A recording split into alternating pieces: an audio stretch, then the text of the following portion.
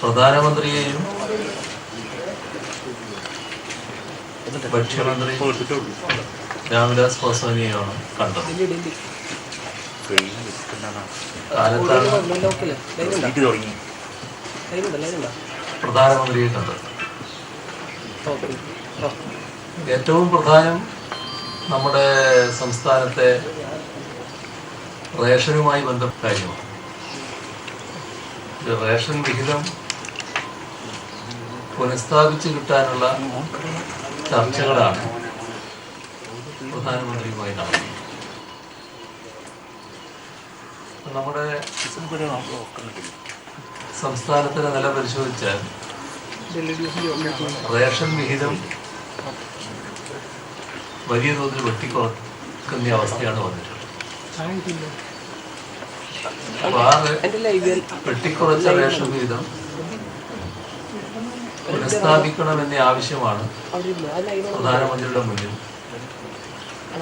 നമ്മൾ ഉന്നയിച്ചത്. ഈ ആവശ്യം പരിഗണിക്കാമെന്ന ഉറപ്പ് പ്രധാനമന്ത്രി നൽകിയിട്ടുണ്ട്. നമ്മുടെ സംസ്ഥാനത്തിൻ്റെ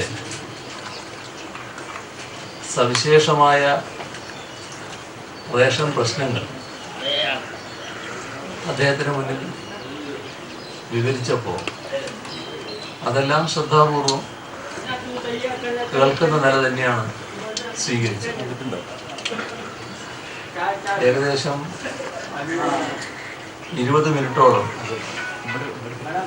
ചെലവഴിക്കുന്ന നില ഈ ചർച്ചയിലുണ്ടായി. നമ്മുടെ രാജ്യത്തെ മറ്റ് സംസ്ഥാനങ്ങളിൽ നിന്ന് വ്യത്യസ്തമായ നിലയാണ് കേരളത്തിനുള്ളത്.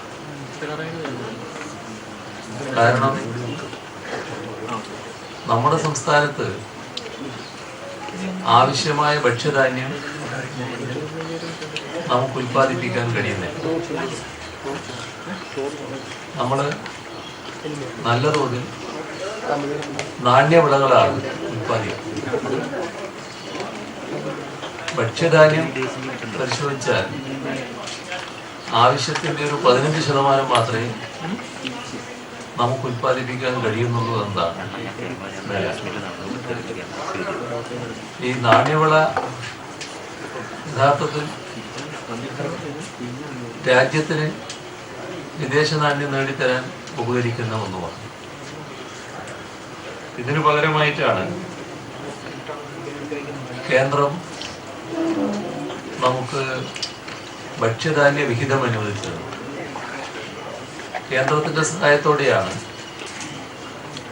1966 മുതൽ സ്റ്റാറ്റ്യൂട്ടറി റേഷനിങ് സമ്പ്രദായം ആരംഭിക്കുന്ന നില നമ്മുടെ സംസ്ഥാനത്ത് സ്വീകരിച്ചത്.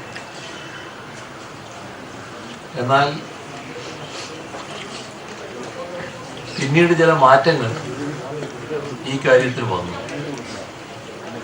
1997 ടാർഗറ്റഡ് PDS ലക്ഷ്യാധിഷ്ഠിത പൊതുവിതരണ സമ്പ്രദായം നടപ്പാക്കി. പക്ഷെ ആ ഘട്ടത്തിൽ കേരളത്തിൻ്റെ പ്രത്യേക സാഹചര്യം കണക്കിലെടുത്ത് അധിക വിഹിതം അനുവദിച്ചു. അങ്ങനെ അധിക വിഹിതം അനുവദിച്ചതിൻ്റെ ഭാഗമായി പ്രതിവർഷം 16 ലക്ഷം മെട്രിക് ടൺ ഭക്ഷ്യധാന്യം അനുവദിച്ച് കിട്ടിയിരുന്നു. 16 ലക്ഷവും അതിലധികവും മെട്രിക് ടൺ ഭക്ഷ്യധാന്യം അനുവദിച്ച് കിട്ടിയിരുന്നു. എന്നാൽ കഴിഞ്ഞ UPA സർക്കാരിൻ്റെ കാലത്താണ് ഭക്ഷ്യസുരക്ഷാ നിയമം പാസ്സാക്കുന്നത്. അതിൻ്റെ മാനദണ്ഡങ്ങൾ ചൂണ്ടിക്കാണിച്ച് നമ്മുടെ വിഹിതത്തിൽ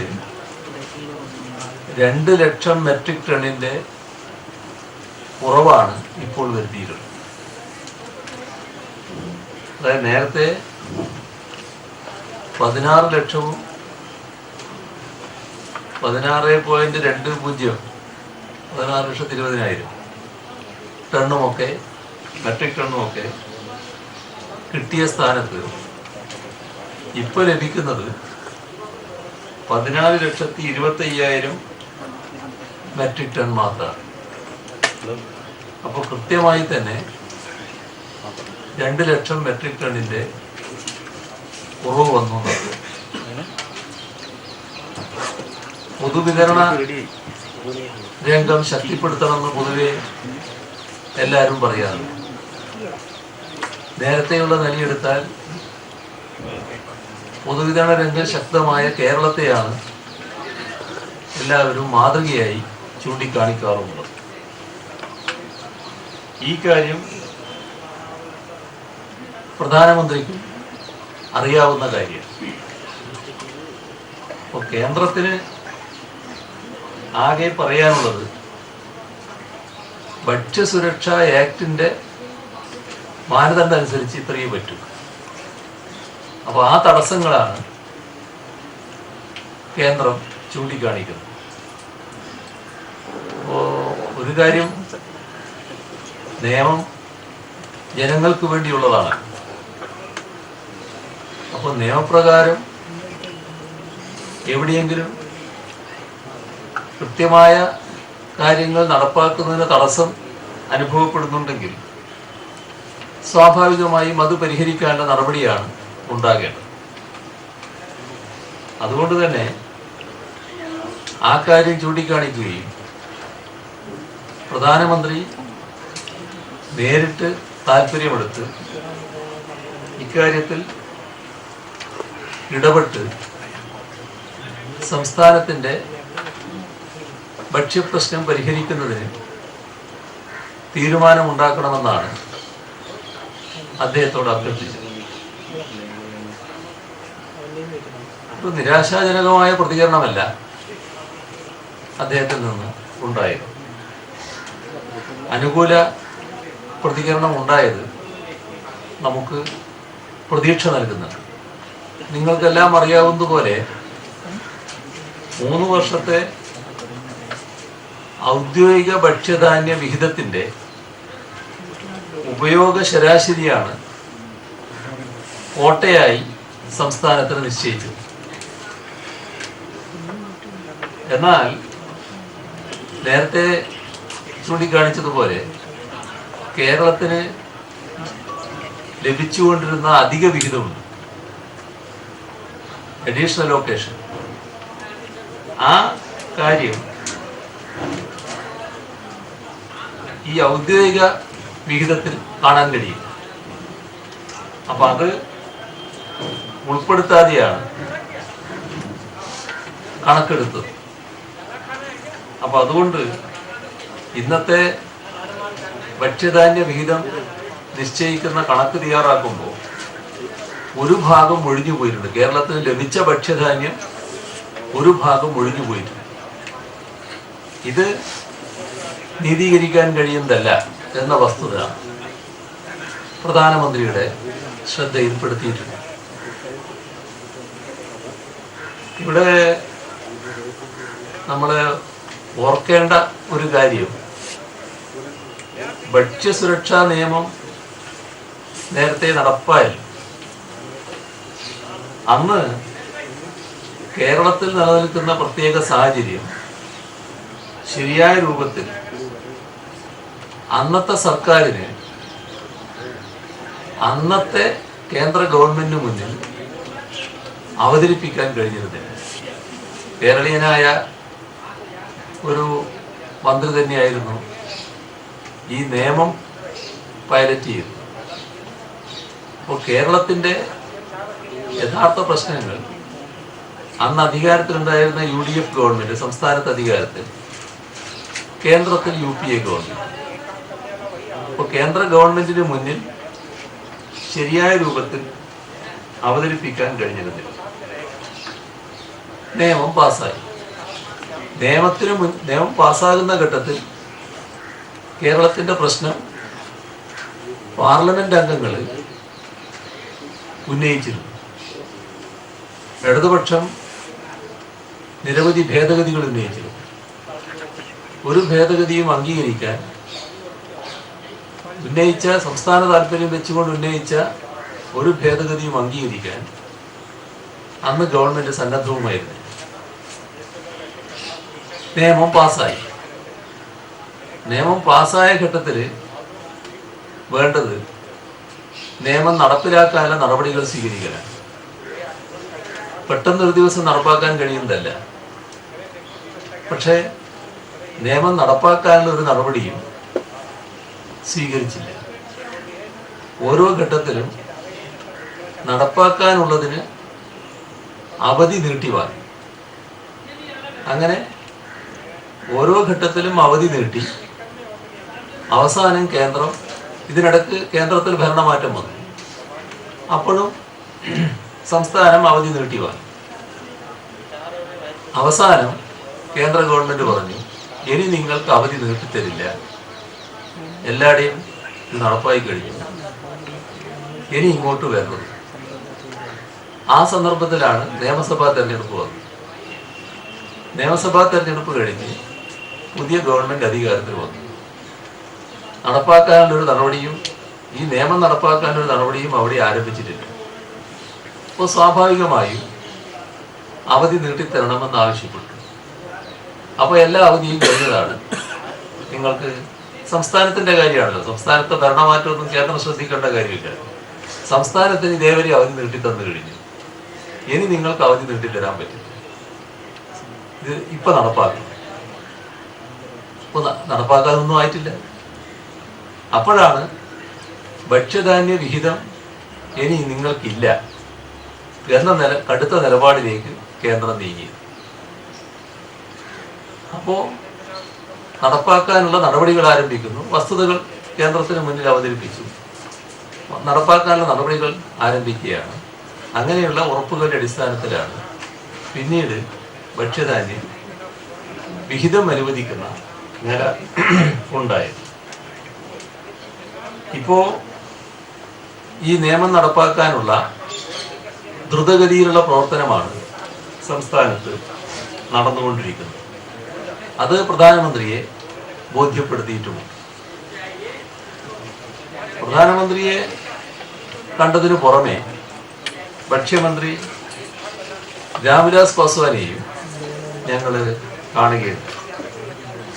പ്രശ്നങ്ങൾ അദ്ദേഹത്തെ ധരിപ്പിച്ചു. അദ്ദേഹത്തിനും കേരളത്തെക്കുറിച്ച് കൃത്യമായ ധാരണയുണ്ട്. കേരളത്തെക്കുറിച്ച് അറിയായിക ഇവിടെയില്ല, എല്ലാവർക്കും കൃത്യമായിട്ട് അറിയാം. കേരളത്തിന്റെ പ്രത്യേക പ്രശ്നങ്ങളും അറിയാം. ഇപ്പോ അദ്ദേഹത്തിന് ശാരീരികമായ പ്രശ്നങ്ങളൊക്കെ ഉണ്ടെങ്കിലും വളരെ താല്പര്യപൂർവ്വമാണ് നമുക്ക് പറയാനുള്ള കാര്യങ്ങളെല്ലാം ശ്രദ്ധാപൂർവം അദ്ദേഹം കേട്ടത്. നമ്മുടെ സംസ്ഥാനത്ത് 2 ലക്ഷം ടണ്ണിന്റെ കുറവ് നികത്തണമെന്ന് പറഞ്ഞപ്പോൾ ആ കാര്യം അദ്ദേഹം സമ്മതിക്കുന്നുണ്ട്. നികത്താമെന്ന കാര്യം സമ്മതിക്കുന്നുണ്ട്. പക്ഷെ നികത്താമെന്ന് പറയുമ്പോഴുള്ള ഒരു പ്രശ്നം, നമുക്കുള്ള പ്രശ്നം, കേരളത്തിൽ നേരത്തെ BPL ലിസ്റ്റും സ്റ്റേറ്റ് BPL ലിസ്റ്റും ഇത് രണ്ടിനും ഒരേ പരിഗണനയിലായിരുന്നു റേഷൻ വിഹിതം നേരത്തെ നൽകിയിരുന്നത്. ഇപ്പോൾ മുൻഗണനാ പട്ടികയിലാണ് പെടുന്നത്.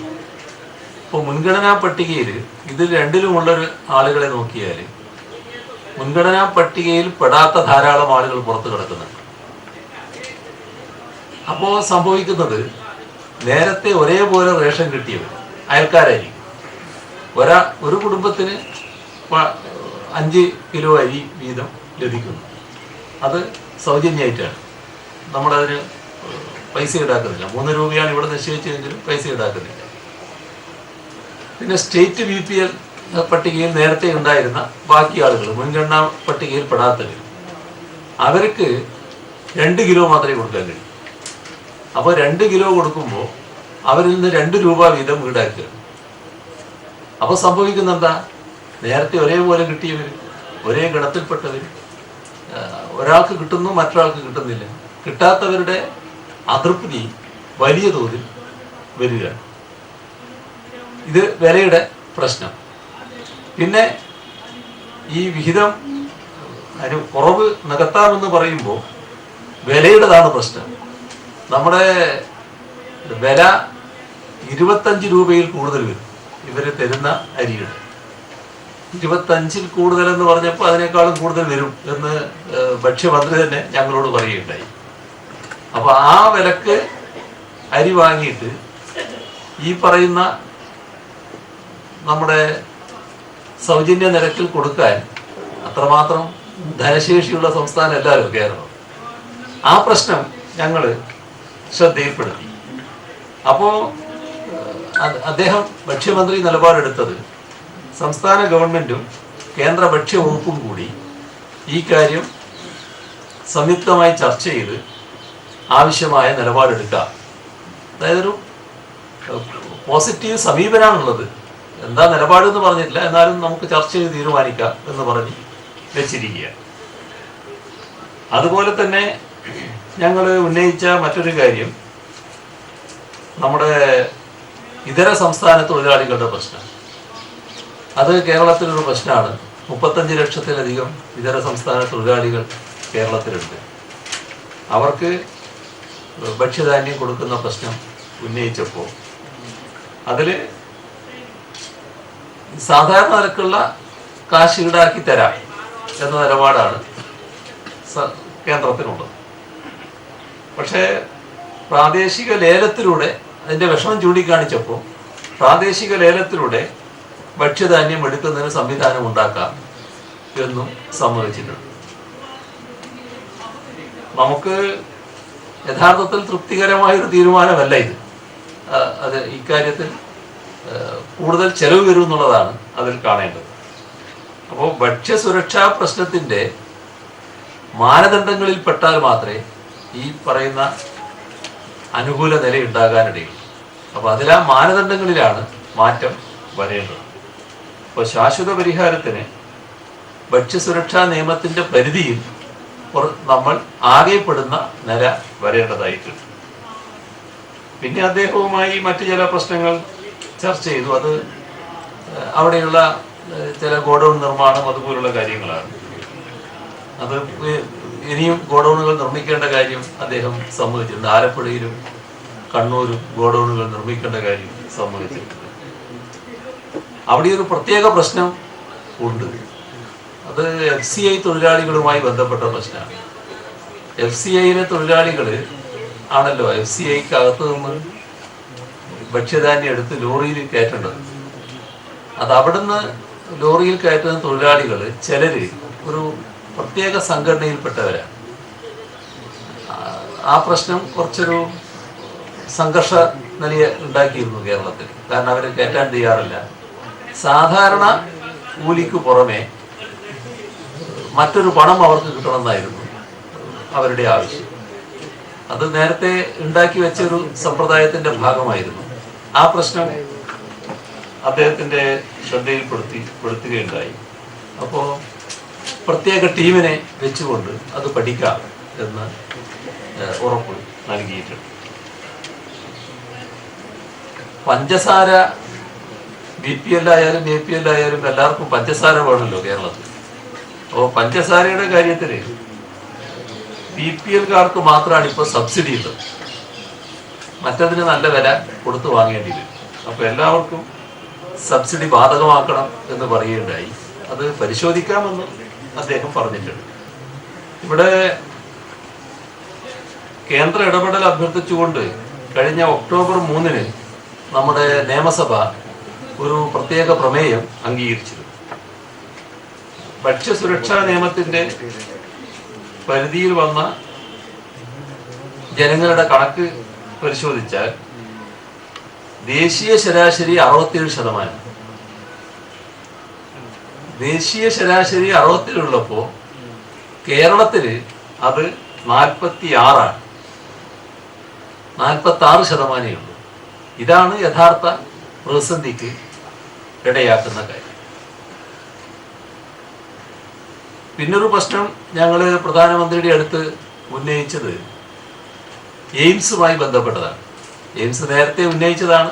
പിന്നെ നിരവധി കത്തുകൾ ഇതിനിടക്ക് അയച്ചിട്ടുണ്ട്, നേരിട്ട് കണ്ട് സംസാരിച്ചതിന് പുറമെ. ഇപ്പോൾ അതുകൂടി അദ്ദേഹത്തിൻ്റെ ശ്രദ്ധയിൽപ്പെടുത്തുകയുണ്ടായി. അപ്പോൾ കേരളത്തിൽ എയിംസ് ഇല്ലാത്തതിൻ്റെ സ്ഥിതി അദ്ദേഹത്തിൻ്റെ ശ്രദ്ധയിൽപ്പെടുത്തിയപ്പോൾ ഇപ്പോൾ ഉണ്ടായിട്ടുള്ളത്, കഴിഞ്ഞ 2 കേന്ദ്ര ബജറ്റുകളിലായി 10 സംസ്ഥാനങ്ങളെയാണ് ഈ പദ്ധതിയിൽ തിരഞ്ഞെടുത്തിട്ടുള്ളത്. നമ്മുടെ സംസ്ഥാനത്തിനാണെങ്കിൽ മറ്റു മാനദണ്ഡങ്ങളൊക്കെ പരിശോധിച്ചാൽ എയിംസ് ലഭിക്കുന്നതിനുള്ള എല്ലാ അർഹതയും പ്രാഥമിക ആരോഗ്യ രംഗത്ത് കേരളമാണ് മുൻപന്തിയിൽ നിൽക്കുന്ന സംസ്ഥാനം.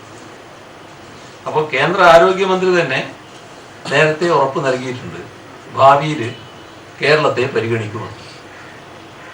ഇപ്പോൾ ഉള്ളൊരു പ്രത്യേകത വന്നിട്ടുള്ളത്, ക്യാൻസർ, ഹൃദ്രോഗം അങ്ങനെയുള്ള ഒട്ടേറെ മാരകമായ രോഗങ്ങൾ വർദ്ധിച്ചു വരുന്നു കേരളത്തിൽ.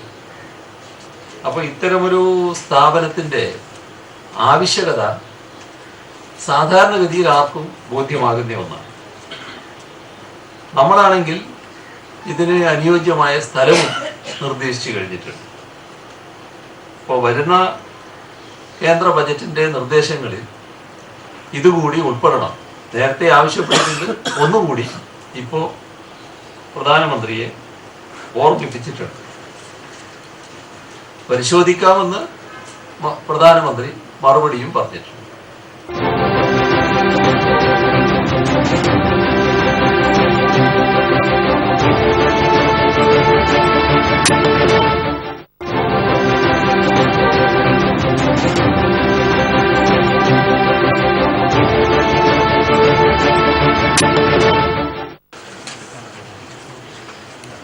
സുരക്ഷാ നയം നടപ്പാക്കിയത് കെ വി തോമസ് ആയിരുന്നു, കേരളത്തിനുള്ള മന്ത്രി എന്ന സൂചിപ്പിച്ചത്. കെ വി തോമസ് കേരളത്തിന്റെ താല്പര്യങ്ങൾ സംരക്ഷിക്കാതെയാണോ കെ വി തോമസ് കഴിഞ്ഞ ദിവസം ഇറക്കിയ പ്രസ്താവനയിൽ മന്ത്രി തിലോത്തമൻ വെറുതെ വാചകം അടിച്ചു നിൽക്കാതെ കേന്ദ്രത്തെ സമീപിച്ച് സാധിച്ചെടുക്കണമെന്ന തരത്തിൽ പ്രസ്താവന ഇറക്കി? അതെ, വാചകം പറയാൻ നമുക്ക് എല്ലാവർക്കും എളുപ്പമാണല്ലോ. ഈ പ്രസ്താവന ഇറക്കുന്നതിന് വിഷമവുമില്ല. പക്ഷേ ഭക്ഷ്യസുരക്ഷാ നിയമത്തിലെ മാനദണ്ഡങ്ങൾ അനുസരിച്ച് നൽകേണ്ട അരി വിഹിതം അതാണിപ്പോൾ കേരളത്തിൽ ലഭിക്കുന്നത്. അത് വെച്ചിട്ട് നമുക്ക് പോരാ. ഇതാണ് ഞാൻ ഈ കണക്കുകളൊക്കെ പറഞ്ഞത്. അവിടെയാണ് ദേശീയ ശരാശരിയേക്കാളും വളരെ പുറകിൽ നമ്മൾ നിൽക്കുന്നത്. അങ്ങനെ പുറകിൽ നിൽക്കേണ്ട ഒരു സംസ്ഥാനമല്ല കേരളം യഥാർത്ഥത്തിൽ. അപ്പോൾ അത് ആ പ്രത്യേകത കണക്കിലെടുക്കാതെ നിയമം പാസ്സാക്കിയതിൻ്റെ ഭാഗമായി തന്നെ വന്നതാണ്. അപ്പോൾ ആദ്യ വീഴ്ച നിയമം പൈലറ്റ് ചെയ്ത കെ വി തോമസിനെ പറ്റി, അന്നത്തെ ഗവൺമെന്റിനെ പറ്റി. ഇനിയിപ്പോൾ ആ വീഴ്ച തിരുത്തേണ്ടത് കേന്ദ്ര ഗവൺമെന്റാണ്. അതാണ് ഞങ്ങൾ കേന്ദ്ര ഗവൺമെന്റ് അടുത്ത് ആവശ്യപ്പെട്ടത്. വ്യാജ റേഷൻ കാർഡുകൾ കേരളത്തിൽ ഒത്തിരിയുണ്ടെന്നുള്ളൊരു ആക്ഷേപമുണ്ട്.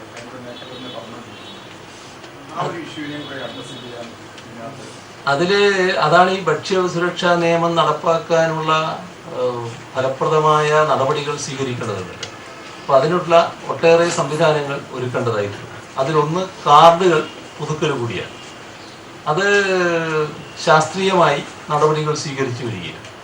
അങ്ങനെ വന്നാൽ ഒരു തരത്തിലുള്ള ആക്ഷേപത്തിനും ഇട നൽകാത്ത രീതിയിൽ കാർഡ് പുതുക്കുന്ന സമ്പ്രദായം വരും. അപ്പോൾ അതോടെ ആ പ്രശ്നത്തിന് പരിഹാരം. കേരളം ഈ ഭക്ഷ്യസുരക്ഷാ പദ്ധതിയിൽ കേരളം അത് അംഗീകരിക്കാൻ തീരുമാനിക്കുമ്പോൾ അന്ന് കേന്ദ്രം പറഞ്ഞത് ഈ 14.4 ലക്ഷം മെട്രിക് ടൺ മാത്രമേ കേരളത്തിന് ലഭിക്കുകയുള്ളൂ എന്ന് വ്യക്തമാക്കിയിരുന്നു എന്നാണ്, കേരളത്തെ അറിയിച്ചിരുന്നു എന്നാണ്. അത് അംഗീകരിച്ചുകൊണ്ടാണ് കേരളം ഈ ഭക്ഷ്യസുരക്ഷാ നിയമം നടപ്പിലാക്കാൻ തിരിച്ചതെന്ന് കേന്ദ്രം പറഞ്ഞു. അവിടെ കേരളത്തിന് ഇപ്പോഴത്തെ സർക്കാരിന് ഒരു വീഴ്ച പറ്റിയിട്ടുണ്ട്. എല്ലാം ഞാൻ പറഞ്ഞല്ലോ. അത് ഭക്ഷ്യസുരക്ഷാ നിയമം നടപ്പാക്കാൻ എല്ലാ സംസ്ഥാനങ്ങളും ബാധ്യതപ്പെട്ടു കഴിഞ്ഞു. അത് നേരത്തെ നിയമം നടപ്പാക്കുന്ന ഘട്ടത്തിൽ കേരളത്തിൻ്റെ പ്രത്യേക പ്രശ്നങ്ങൾ പ്രത്യേകമായ രീതിയിൽ തന്നെ സംസ്ഥാന ഗവൺമെൻറ് അവതരിപ്പിക്കണമായിരുന്നു. അന്ന് സംസ്ഥാന ഗവൺമെൻറ് അത് അവതരിപ്പിക്കാൻ തയ്യാറായില്ല. മറ്റു പല തിരക്കുകളും ആ ഘട്ടത്തിൽ ഉണ്ടായിട്ടുണ്ടാകും. അപ്പോൾ അവർക്ക് ഈ പ്രശ്നം ശരിയായ രൂപത്തിൽ അവതരിപ്പിക്കാൻ കഴിഞ്ഞില്ല. അതോടൊപ്പം കേന്ദ്ര ഗവൺമെൻറ് ആണെങ്കിൽ ഇത്തരത്തിലുള്ള ആവശ്യങ്ങൾ ഉൾക്കൊള്ളുന്ന ഒരു ഭേദഗതിയും നിയമം പൈലറ്റ് ചെയ്തപ്പോൾ സ്വീകരിക്കാനും തയ്യാറായി.